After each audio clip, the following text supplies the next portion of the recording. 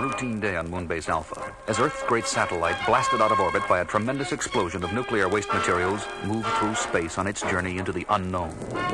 Suddenly, a deep rumbling shatters the comm, and Alpha shakes and vibrates as though in the grip of a giant hand. In main mission, Commander John Koenig barks out commands. Sandra, all scanners and sensors are full. Yes, sir. Kano, computer report as fast as you can get it. Right, Commander. Paul, activate big screen. Yes, sir. What's happening, John? I don't know, Victor, but the way this place is shaking, we better find out fast. Commander, on the big screen, look. Phew. If I didn't know better, I'd swear we were in the middle of a terrestrial hurricane. All that debris out there, like a cosmic minefield. Commander, computer reports radiation level at danger point and rising. Paul, activate radiation and meteorite defense screens. We're going to red alert. Seal all bulkheads. Damage units and medical, stand by. The storm builds to a ferocious climax, with sound levels beyond the limits of human endurance. And suddenly, all personnel black out and fall to the floor, oblivious to the fury raging around them. And then, just as suddenly, it is over. And one by one, they revive as the moon emerges from the turbulence. Sandra, get damage reports from all sections. Paul, do we have power? I think so, sir. Yes, we do. Good. Activate big screen. Well, we're in the clear at least. Commander, no major damage reported, just a few minor injuries. That's a help. Victor, what do you think that was all about? According to the navigation charts, there should have been no stars or planets or any concentrations of matter in this area. Nothing but empty space. Then how do you explain all that debris we passed through? The only conclusion I can reach is that we have come through a black hole in space. A black hole? But wouldn't that have drawn us into a dying star and incinerated us? Not if we passed through the outer fringes only and came within the gravitation field of another star, which... Commander, a new contact. Paul, bring it in on the big screen. A planet. A big one. Kano, computer readout. Diameter 7926 miles at equator. Atmosphere breathable. Cloud cover H2O. Surface temperatures compatible with human existence. John, look at that cloud cover, broken by patches of blue.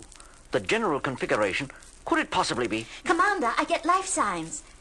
Commander, I don't believe it. That planet, it's ours. There's no mistake, John. It is. It's the Earth. The Earth. Oh, we're home. It sure looks like the Earth, but there's something strange about all this. Alan, get Eagle 1 ready. We're going down and take a closer look. Within the hour, Eagle 1 is headed toward the planet with a landing party headed by John Koenig. Still no response to our call, Helena? No, John, nothing. Strange. They didn't answer our calls from main mission either. Every instrument reading and visual sighting confirms that this is our Earth. But we get no radio communication or any other sign of the civilization we knew. But we do get unmistakable life signs. Cloud cover very heavy, Commander, but there's a break right over there, 3 o'clock. Looks like a good landing area below it. Time we got some answers. Set her down, Alan.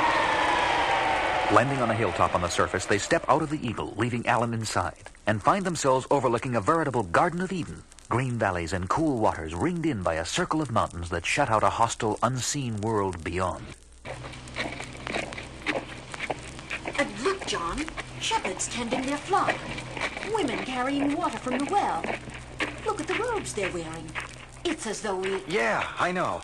As though we had stepped back thousands of years in time. I think that's exactly what we have done, John. What do you mean? According to computer readings I made on board Alpha, and every calculation I've come up with since, we are back at or near the beginning of time. The Old Testament year 3347 BC. Ridiculous, Victor. There must be some mistake. Maybe the storm threw the computer off kilter. No mistake, John.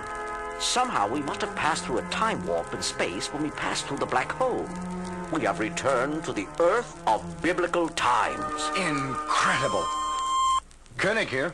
What's up, Alan? Our onboard instrumentation seems to have gone haywire, Commander. What's wrong? Computer says it's the year 3347 BC. Computer is right, Alan. You're kidding, Commander. It's no joke, Alan. Keep an eye on the instrument readings and let us know if anything else unusual shows up. We're going down into the land of Canaan.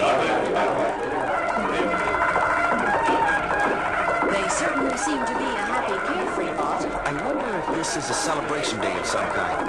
Or do they always live it up like this? Victor, how's your knowledge of the language? Fortunately, I've brought along something I've been working on for years. I call it the conmulator. Looks like a modified conlock. Exactly.